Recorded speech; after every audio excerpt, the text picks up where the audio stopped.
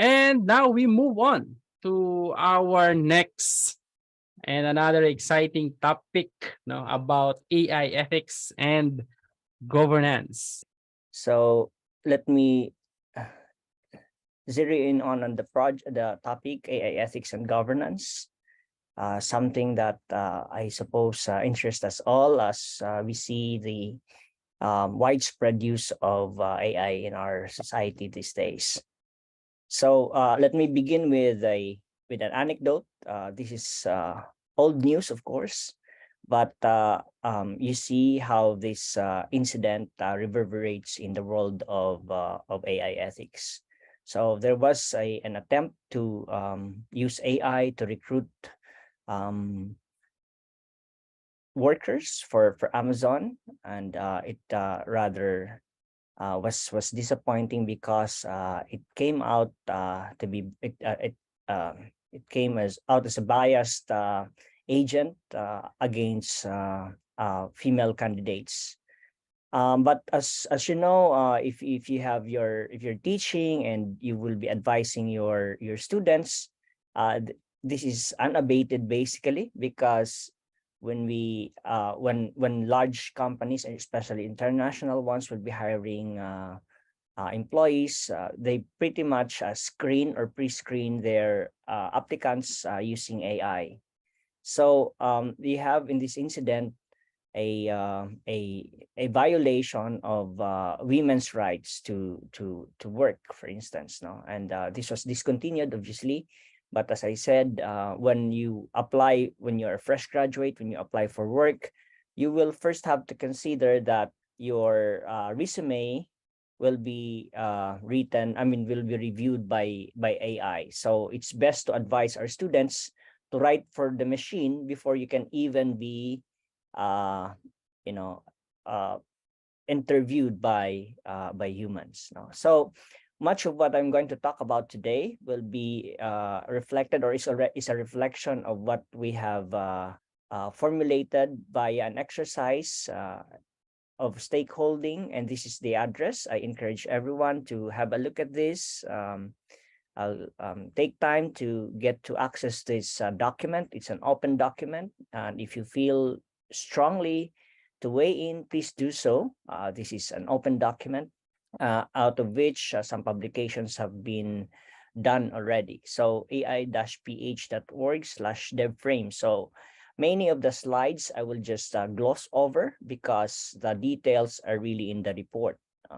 And we're still updating the report, that piece, because of the recent developments, the energy that chat GPT, for instance, has uh, has created, not in the in the world, no? Even in the Philippines. I was recently talking to Management Association of the Philippines, one of their fora, and it appears that Filipino businesses are really very much integrating ChatGPT into their workflow. So we expect that document to be updated. So may I just check? May I just get a thumbs up for those who are able to access the document? Can I get a thumbs up from the participants, please? Because as I said, some of the details of the slides are already there. Most, I would say, and I will just be glossing over some of the slides in the interest of time. Am I getting reactions? Yes, plenty. All right. Please, can you give me a thumbs up if you're able to see the document? There are plenty of thumbs up. I see. I don't see them. In any case, Yeah. that's good. All right. So let me proceed. So as I said, this was formulated as a result. I mean, this is a result of a stakeholding exercise, a process for the development of AI framework in the Philippines, and there are sectors that some sectors we have consulted. As you can see, this is just an initial run. We talked to AI startups, big businesses, big tech, academia, government agencies, civil society organizations, but conspicuously absent would be people from healthcare. I think they need a special run, and maybe for engineering groups, because I see that many of the AI applications can already be rolled out without much problem with engineering people. So some of the concerns are outlined in appendices D, E, F, G. So it's important you'll have access, direct access to the documents, so you know exactly what I'm referring to. So why develop that framework, that AI ethics framework, the governance framework? Because we would want to have a discussion of the shared principles and values. You don't want any consultant to tell you what values you should be having. Now, as a society, we have to make conscious effort what we deem important. And it's also an opportunity for us to integrate plans, policy choices, approaches, strategies, procedures into a coherent guidance document, because there are just so many choices out there, and we have I must say that we have a history of shooting ourselves in the foot.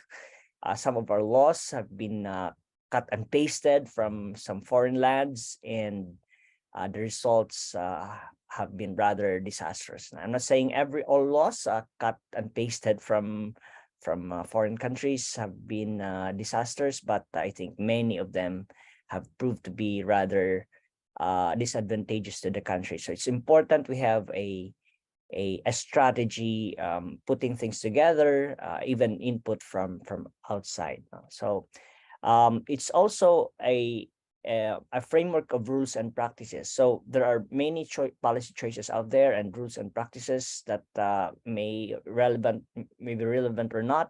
It's important we put them in a framework. It's also an opportunity to align ourselves with the existing guidance documents. For instance, the AI roadmap for the Philippines. It signals the willingness, if not readiness, to harness AI potential to uplift Filipino people. So we have these really big motherhood statements in some other documents. So we want to see how they can be lined up to really make useful applications in our society. So the second part, there would be a discussion on the principles of for AI systems and practices. And I heard that you guys have been oriented already about what it takes to develop AI systems. Now you will have to consider the value-based principles to guide your development, and that is a move worldwide. For instance, among others, in the OECD countries, that they just don't want to be proceeding in a manner that's unguided. They want to have some guidance how to develop systems. And so ethics has been used as a primary tool for the development of the framework. As a matter of fact, part of the reason they hired me to be a consultant for the development of AI governance framework is that I teach ethics. And so companies and organizations wanting to develop their own systems would like to have an ethics first set of guidances now. So of guidance of rules and regulations. So foremost in the discussion, you don't want to have too many principles, because that can be bewildering, but you don't have to be too few as to be useless or inadequate. So we figure that 6 principles would be optimal. Some of these principles are already hinted at anyway by the roadmap of the Philippines for AI development, including inclusive growth, sustainable development, and well-being. So you want to have social value for AI development. It's not just a toy, although you can use AI as a toy. No? You also would want to consider human-centric values and fairness as a guiding principle for AI development, transparency and explainability, even more so because as with the what happened, the reporting around ChatGPT, for instance, it appears that explainability has, is is falling short. No, there are many things, many output of the machine, of the AI system, that are hard to explain. No? Robustness, security, and safety.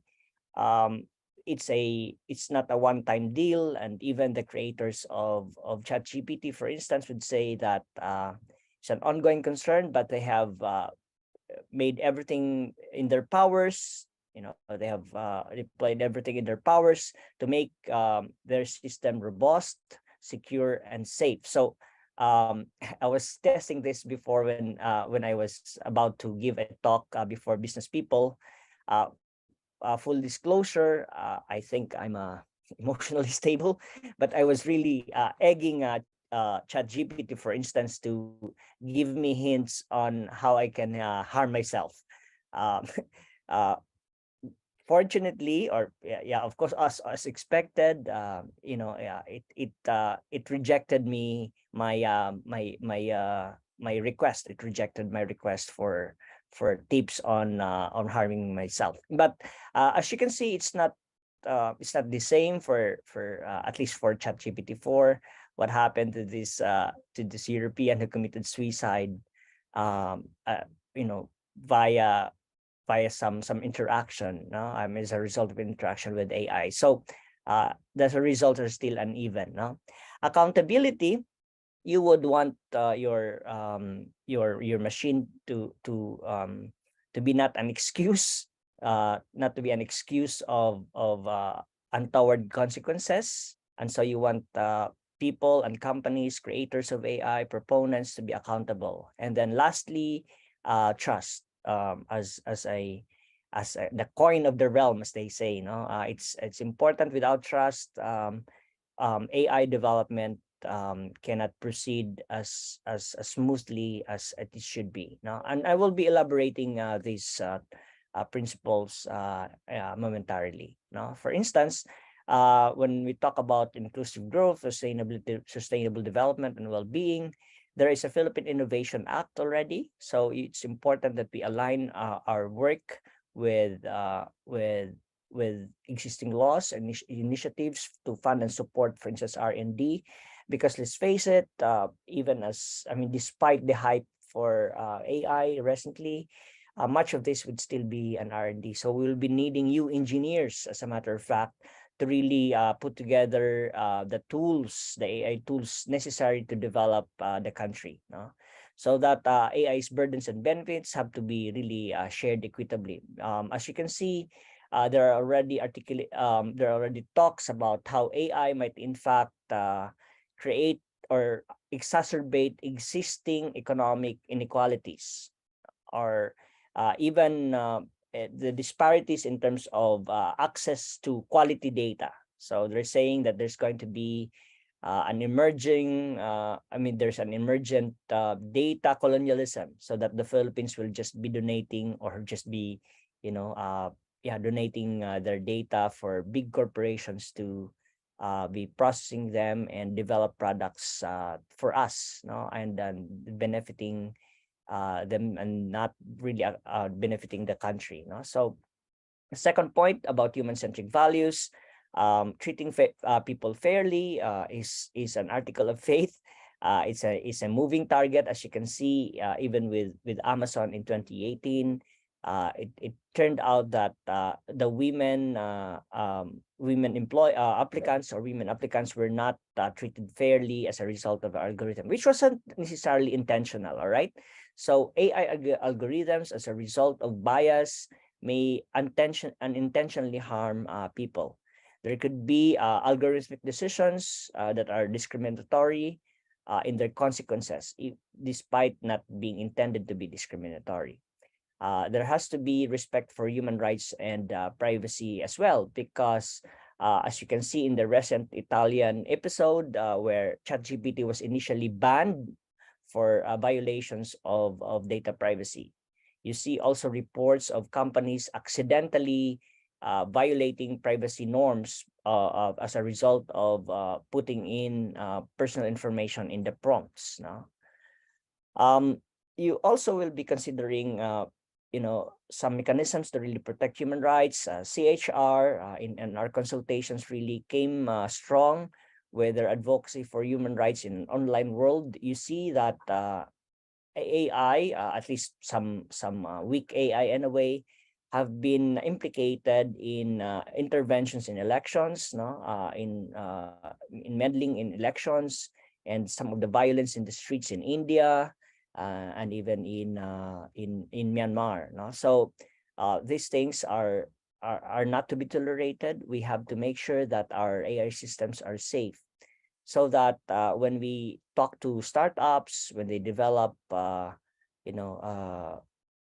AI systems themselves, or we teach our students to how to code, we make sure that fairness is in their hearts. No, there has to be clearer definition of fairness as well, because fairness is a big topic, and when you develop a system, you may not always have the dimensions, all the considerations that you need to be able to use in coming up with a fair system. Now, AI systems have to be robust as well, and reliable and safe as a consideration. And as you can see, companies who participated in our workshops, in our consultations, really emphasize this and wanted this to be number one, no? Number one consideration. So there has to be an ecosystem that is robust, and it has to be made secure, and you ensure, for instance, that the AI system doesn't escape, no, and it is only limited for its intended use, no. So you see safety considerations as a challenge for self-driving cars, for instance, robotic surgical assistance, control of power grids, and these issues have been foremost in the minds of the participants of our workshop and consultations. Now, accountability. When we talk about accountability, we have we equate this with responsibility, and in the exercise of the roles of our participants in the creation of environments, and trying to be faithful to the context of development. So for instance, if you have to develop an AI for students, you may have to consider what really the exercise is about, which is education for that matter. And so if I amplify a little bit about AI application in education, some of the universities have already banned ChatGPT, for instance, and so everyone is some of our colleagues have been anxious about how it might impact academic integrity. And so let me just insert this URL on the chat, so that you can have a look at what we have developed for academe, and that is just beginning of our journey to integrate AI in instruction. So you want to be looking at responsibility. Who's going to be responsible when you write papers in your for your labs, no, in your labs? Who's going to be answerable for mistakes, and what's the corresponding sanction for those deliberate violations of norms, for instance, integrity? So are you seeing the chat? The chat link I have put together. I mean, the document I have put together. Is it obvious there for the participants? Can I get a quick check? Yes. Okay, that's good. All right, so have a look at that as well. See if it's useful. Give us feedback. So what I'm about really is to provide more handles, more tools to those who may not feel confident to really use AI, to deploy AI in their workplaces, in their homes, use it with friends as as part of their personal and professional workflows. So transparency and explainability. When we speak of transparency, we don't mean exposure of data, but really being upfront with our policies and rules and regulations, that govern us. Now, it is important that we have a conscious effort to be self-aware as to our limitations, how we are being governed, no, how we ourselves are governing our people, no, our co-workers, and that is something that we all should be desiring. No, so how are we going to be interacting with humans? Because even as for instance, for automation in workplaces, where there is less human, ultimately data, ultimately AI would be at the service of humans, even if you're just automating a production of sardines, for instance, or the production of sardines.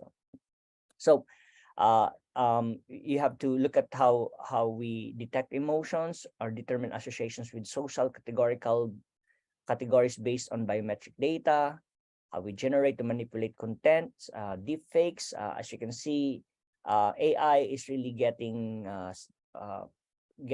really good with media, for instance. No, in our workplace, we integrate AI for production of video, for instance. I was mixed feelings, actually.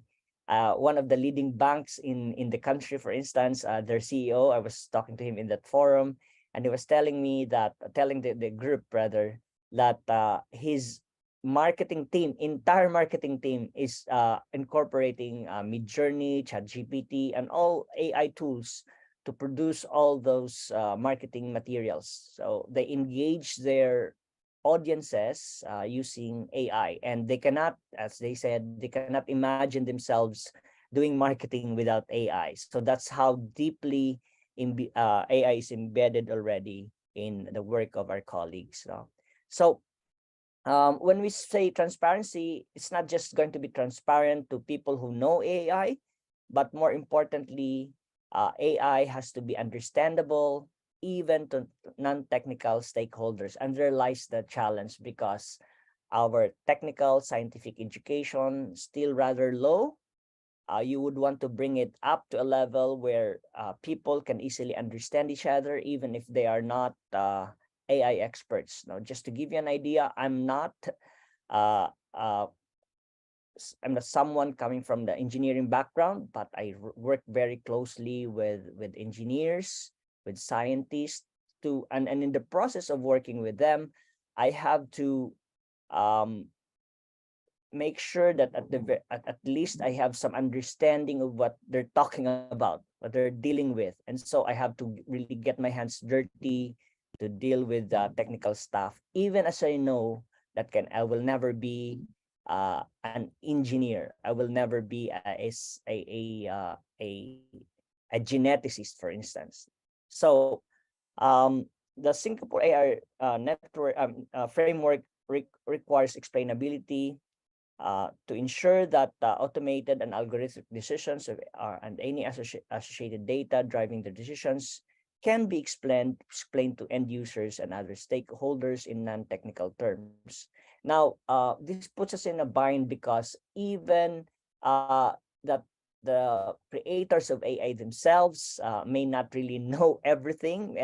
Part of the the technology is, most of technology, at least for ChatGPT, can be considered as black box, so that what comes out, at best you'll define, you'll be speculating how it went about. No, so that in a recent New York Times reporting, for instance, you might have seen it, how a New York Times a reporter was egging ChatGPT 4 as personified as Sydney in the Bing search, no, I mean Bing chat.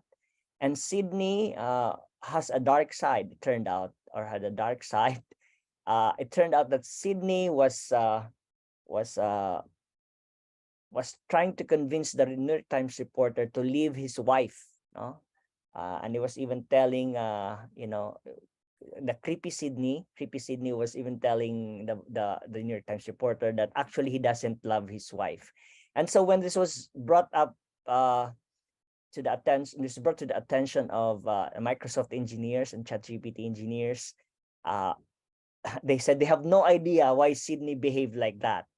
And so you have a challenge really how to explain things in a non-technical terms, when even the developers themselves will probably have no clue, at least for some of the operations of AI. Finally, in the set and under number 2 would be trust. No? Trust is a distinct principle and is not a result of transparency. Let us disabuse ourselves into thinking that these two are necessarily related. As a matter of fact, you see that in general there is an increasing transparency all over the world. No, there's so much data available, but the availability, even access to such data, do not necessarily translate to people trusting government. As you can see in the Philippines, with the recent registration of SIM cards, I think less than 50%. You can probably correct me on that. The last data I saw was that, Filipinos, and this was the speculation in a way, maybe they were just lazy, in trying to register their SIM cards, but the adoption or the compliance is less than 15%. So if you interpret that to mean, people mistrust telcos, people mistrust government, and they have good reasons to mistrust government and telcos. Um, you know, that then we have a long way to go before we can actually trust our AI systems, because unless we trust our AI systems, there's not going to be significant developments in this area. Trust, among other effects, is really something that lowers the transaction cost. So when you develop AI in cost-effective way, you need to trust. You need to have some trust. So we have to have that. And part of the confidence building exercises maybe is to see how, in fact, regulations are put together to protect the consumers in terms of threshold, security, robustness, fairness, transparency, and other requirements. So it's a long way. We're only starting putting together the framework, and hopefully this will translate to some concrete legislations or regulations, without having to shoot ourselves in the foot, because some experts will tend to overdo it, and jeopardizing AI development as a result. So you don't want that either. No, so it has to be really balanced. Now we move on to some elements of AI governance. I have outlined this. There's a whole dissertation on this matter. I've outlined this in the piece I have already mentioned. Now, at the start, if you just joined us, ai-ph.org/devframe, and I will just gloss over some of the slides, many of the slides, subsequent slides. But foremost in the consideration of governance, at least in the corporate setting or in your organization, I understand that you're engineers, so you might start articulating how to best have governance in the way you implement AI. So you have to have a board that is really engaged. You cannot have, I don't know why people would hire board members who are clueless in the operations, or at least in the business process, that is relevant in the organization. You have to have an engaged board supposed to be giving company the right advice on policies. So if your policies are broken, chances are you have terrible board members. Communication tools, making sure that our tools are up to date. They are able to cut across sectors, cut across sections of our organization. There is culture of compliance in the organization, especially when it comes to AI governance. We're able to articulate the values that inform our activities and our behaviors. Now, it's not it's not having 10 commandments and figuring out who are saints in the company, but at least we have a moral compass, so to speak, so that we can develop AI or integrate AI responsibly. Human behavior, very much relevant insofar as we want to embed certain desirable behaviors in our systems and information flow, more so because AI is very dependent on information, especially quality information. You'll also be talking about investment priorities. I was talking to business people and they were saying, oh, we're just going to be dedicating so much resources to the development of AI to remain competitive. You would want to look at your IT architecture, whether this is something that is congenial to hosting AI.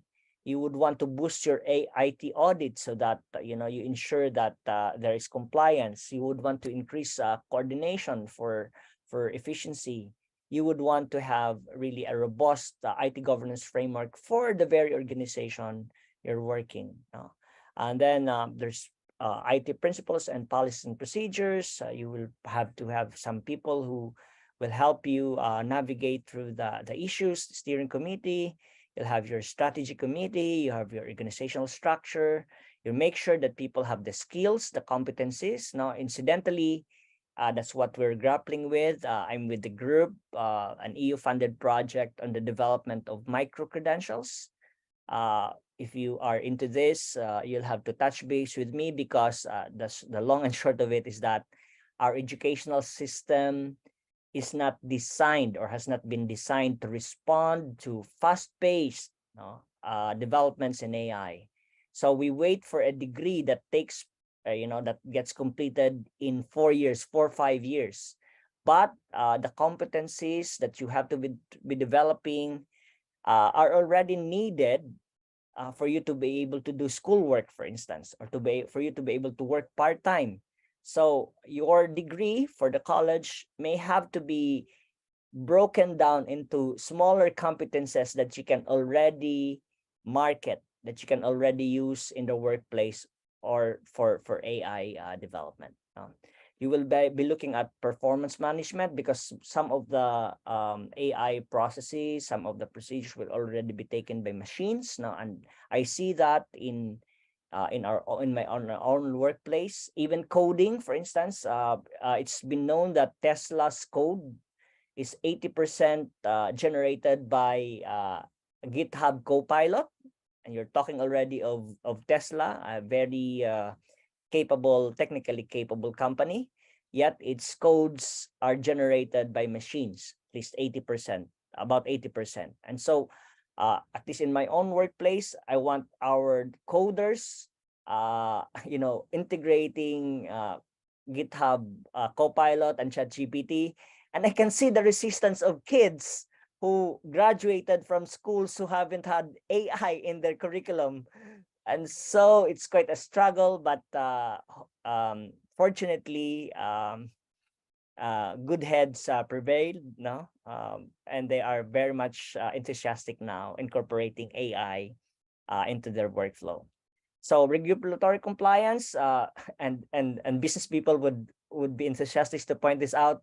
Government cannot regulate something that they don't know. So government has to be really adept in AI to be able to understand what you're trying to regulate. Resource management, there's going to be a realignment of resources. While you expect AI to generate productivity, getting there will require investment. And if that is the case, how do you allocate resources wisely? Risk management, the AI development is replete with so much risk. Even the ones that you haven't even imagined just yet. So we'll talk about that maybe separately, but I will outline in a bit some of the risk attendant to AI. Services, infrastructure, and applications, you will have to be re-engineering these things in relation to governance. So the policy has to be in sync with practice, and practice has to be guided by policy. There is really this symbiotic relationship between our company leaders formulating the policies and the ones working on the floor, so to speak. Stakeholder management, there is internal stakeholding. You will be talking to people who might be losing jobs, for instance. You might want to upskill them. You might want to retool them. In our case, now this is very real for me because, as I said, there was initial resistance to the use of AI. Now, for our graphics people, for our coding, for management, admin. So it's part of that exercise that you would want to be inclusive. You don't want to be you don't want anyone to be left out. Strategic alignment of IT as major consideration. You'll have to be strategizing every so often because the usual yearly planning. It seems like it's a sure recipe for being out of sync because the developments would be coming by quarter, the more consequential ones anyway. And so if your planning is yearly, you're probably out of step already. Value delivery, in the end, you want, especially if you're in a company, you want to develop value to the customers. You want to develop value to your employees. Now, when you proceed with business, so all these considerations have to be aligned with your AI governance. So the startups, for instance, have grappled with this, not without problems. I understand that we have our startup community in the country is quite diverse. We have really good companies that have made it beyond the Philippine shores. There's one company, for instance, that is very much a player in the international scene already, and that's good. But governance has to be in lockstep with your development. So this is just the poison I will have to show you for now. Have a follow through of this discussion in the document, or using the document I shared with you earlier. But for the IT people on this call, there's a running mini debate whether AI governance is reducible to IT governance. It's possible that it's really distinct despite having many overlaps, because they're saying that AI is equivalent to the development of an atomic bomb, and possibly even posing existential threat to humanity. So you've seen the news how AI experts have called for a pause in training of AI using human data, because AI might learn too quickly about humans, and AI might vanquish humans. In any case, separate discussion why it might be distinct. So I will again be skipping this because this looks like so hectic a slide, but it's there in the document I just shared with you. So as I said, engage board, very important. You do not hire board members who don't actually care about business operations, about the value that the company offers to society. Beware of boards that are basically just decorations, for marketing purposes, because AI is really going to be confronting us in a deep level. So you would want to have board members who really understand the impact of AI in government. I mean, in your organization. So that's the problem. We have lack of expertise, and this is probably where USAID can come in to help capacitate the corporate world, the private world, civil society, so that you can have the minimum expertise to really talk about AI governance. Some of the concerns anyway, I already hinted at: good leadership and management, AI-driven strategy and architecture process, competent and talented AI specialist. If I may say a word on that, because while we are developing our AI systems in the country, there is already a strong pull force, coming from big players. For instance, the AI strategy of UK states that they want to be #1 destination of AI researchers, and so they would want to really bribe promising talents from all over the world. And I think, not to be outdone, Silicon Valley will also be stepping up in its recruitment. So AI specialists will be will will will be very much in demand abroad, and so that's going to leave our country with probably less AI specialists. And so it's a challenge to our educational system to step up and produce the I mean as many specialists as necessary. No, robust governance of data assets. As you can see, one of the reasons why ChatGPT hallucinates is that there is lack of quality data. No? It's been training on data that is a shadow of human nature, of humanity, and that is internet data. And you know what goes to the internet. So there's a need to really have robust data governance as well. So we'll be looking at sourcing, monetization, standardization, security, and again, regulatory compliance. There is a privacy law in the Philippines that we need to respect. And even beyond privacy, the need to have quality data.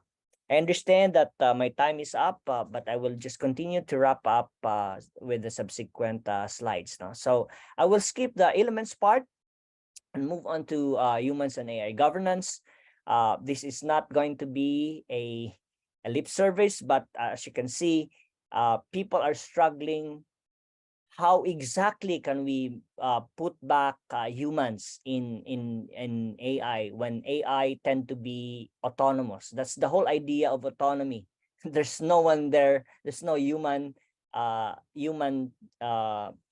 in an autonomous system, no, because auto means self.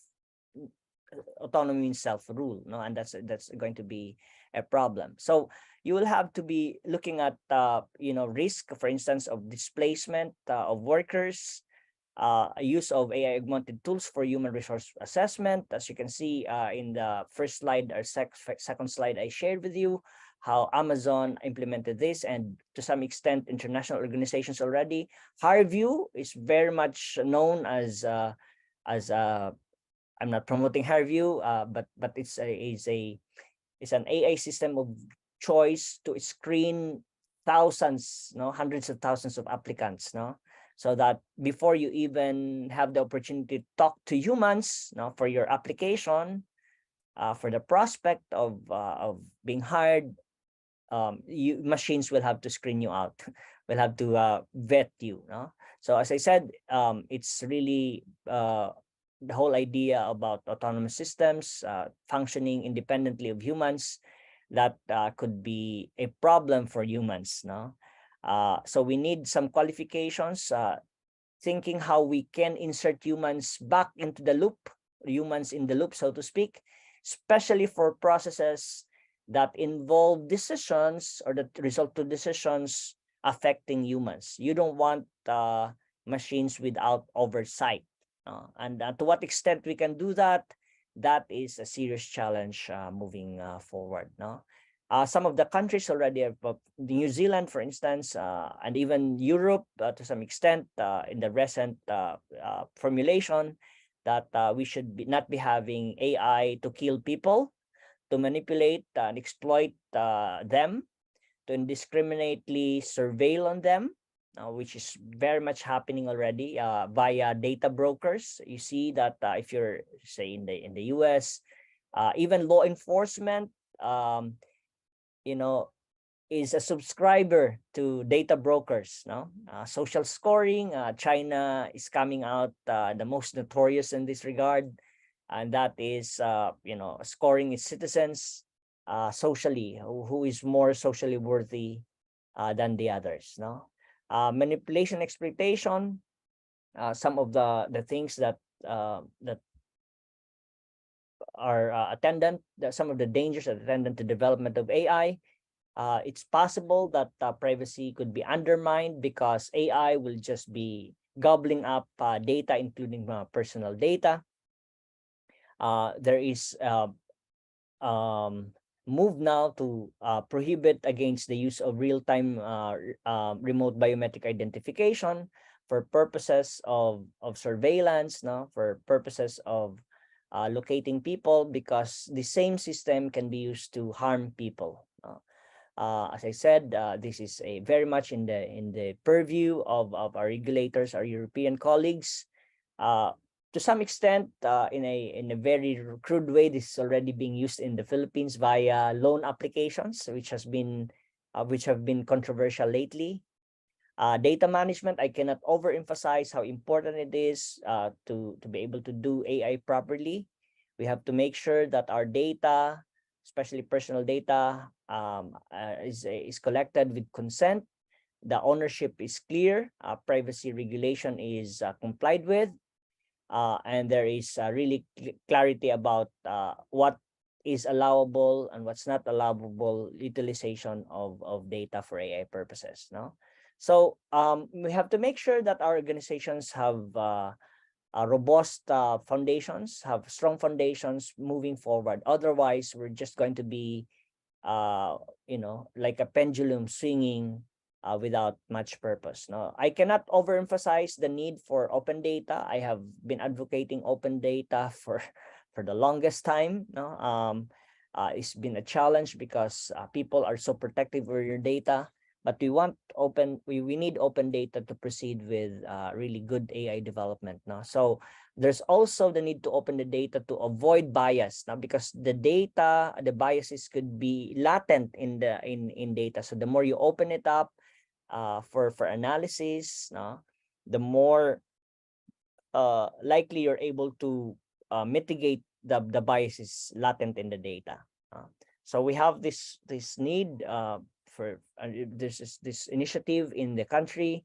I hope you follow it through. I lack time already, but please consider open data when you talk about AI development, even in your own institution that is very much worried about intellectual property. Let me just cite an example. For instance, Procter and Gamble, they found out that open innovation, use of open data, increases productivity, increases value of the supply chain of their process.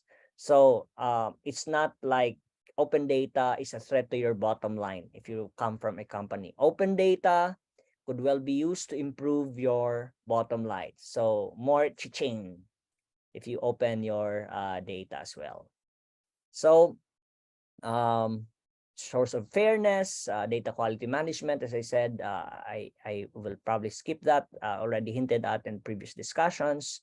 And last but not least, internal external governance. I mean, for this section anyway, internal external governance structures. We will talk about that when we properly address your organizational leadership. No, because I think for these purposes, today in the exercise, is really more casual discussion about what it takes to have robust governance structures. No, so there are oversight, government, putting the appropriate, balanced regulation, not shooting Filipinos in their foot and their feet, not overdoing regulation. There's training, there's capacity building, academia providing relevant training. No, this is really a challenge to my university. Really stepping up to provide quality, relevant training in terms of AI. Risk management. There is this is a separate topic. Understand that I probably will not be doing justice to the topic, but there's just so many risks in AI that we need to be very careful moving forward. So let me just outline using this. So when I brought this up with our local stakeholders, they see the need to really parse this through our context. No? So when we talk about bias in social media, we have world class. We have a special place in the world of social media because Filipinos are just so into social media that in the discussion of risk, maybe we should really be weighing in, more than the others, because there's tremendous experience coming from Filipinos now when you talk about social media. So not going to do justice to this slide, but you can look back to you can look at the reference shared in the earlier discussion. I mean, earlier part of the presentation. So this is what we have to do moving forward. We have to make sure that our governance is risk-based. It's good to be governing, but we have to balance it with clear ideas as to what risk we're trying to address, as opposed to some imagined threats of AI. There are clearly threats. There are clearly risk in the development of AI, but if we get our heads together, it doesn't have to be the end of civilization. Hopefully not. So I will end here. Thank you very much again for having me. Carlos Saul Perez, he has a lot of questions. 6. So let's start with who defines what is ethics and accepted? Is it the government, third party, or private sector? Um, all sectors, all players have the right to negotiate the kind of values we have to put forward. No? And there's certainly a process for that. No? So, for instance, when you come up with the governance framework that will guide the development of AI in the country, you would want to put inclusiveness front and center, because AI development is going to be funded by money, by taxpayers' money. And so that right from the get-go is non-negotiable. So you have that. Safety is non-negotiable. So the 6 values that I enumerated, I think so far in our exercises, stakeholding exercises, these values are non-negotiable. So there goes the definition of what counts as ethically valuable. Okay. There's a possibility that the questions number 2, 3, 4 can be combined as one. How can we block content that are not appropriate? Like, for example, bad things for kids, how to make bombs, or etc. The obvious ones are already blocked. So if you ask ChatGPT to teach you to show you the steps on making bombs, you won't get it. But there's going to be some more risk down the line. The harmful contents, at least according to the Italians, you cannot assure that the kids, kids are ready, or it's safe to have to use ChatGPT for kids. But then later on, they figured that the risk to kids would be something that can be mitigated by the Italian parents, and maybe the use of the technology itself overrides, the value of using the technology itself overrides the risk to kids. Having said that, there has to be parallel education in for kids now in schools. Unfortunately, our schools do not even know how to use these things. Are not oriented just yet. Parents also are at a loss. They're kind of awestruck by what ChatGPT can do, or what AI can do. So we are in a stage that that require tremendous effort to capacitate our parents, our schools,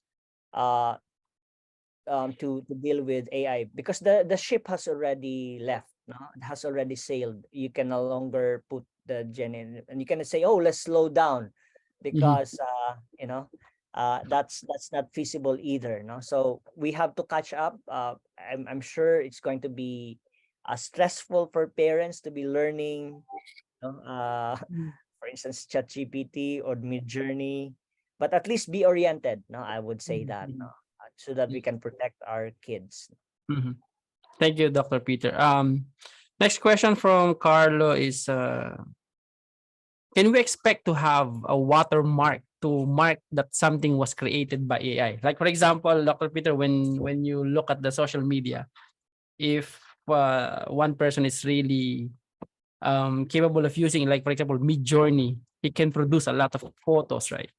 But some people don't know if it's created by AI or captured from a real world. Watermark is an option, but it cannot be made a default because in the case, for instance, of some AI systems, they can be ported to some others relevant systems without the watermark. No, so responsibility really lies with the creator or with the operator of the AI system. Mhm. Um, Next question from John Paul Paga, Dr. Peter, is in the case of self-driving cars committing traffic violations, which should be charged, which should be charged or held accountable? Will it be the end user of the automation or the developer or provider of the automation? In US law, still the owner, because all along you have the override capacity. No, so we've seen Teslas, with uh, funny memes about drivers speeding and some Tesla speeding over traffic cross section. The At least in American law, it's still um, the owner, the one supposedly Mhm, driving, because full autonomy is not really licensed just yet in the wild, in ordinary streets. No, but I think the creators have the moral responsibility mhm. to correct the system as quickly as possible. Okay. Next question from Randall. Hi, sir. Any advice on what courses or bootcamp or certifications do we need to be a competent AI engineers or Uh, special? I think that there are some people who are more in a better position to give advices in that regard in terms of certifications. We don't have just yet certification requirements in the Philippines, but for my own purposes, uh, I asked them to kind of forced my staff to use, for instance, GitHub Copilot, because that's going to leverage the codes of thousands and thousands of coders all over the world, and of course, asking them to use more consciously, for instance, at least in terms of producing quality code, to use ChatGPT in tandem with both. No, so Mhm, certification is one thing, competence is another. So I would mm, say that worry first about the competence, certification later, because that's gonna sure to come.